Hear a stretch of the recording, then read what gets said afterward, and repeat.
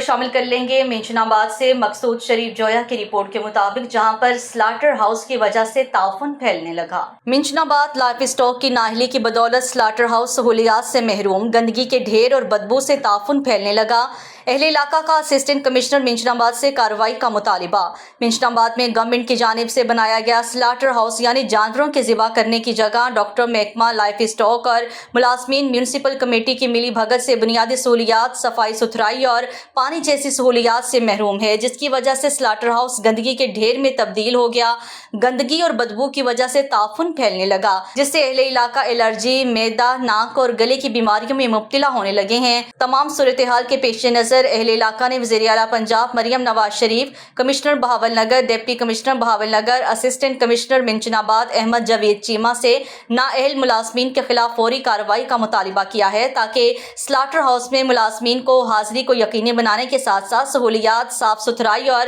پانی جیسی بنیادی سہولیات فوری فراہم کی جائیں، تاکہ تمام گوشت فروش اپنے جانوروں کو بآسانی سلاٹر ہاؤس میں ذبح کر سکیں۔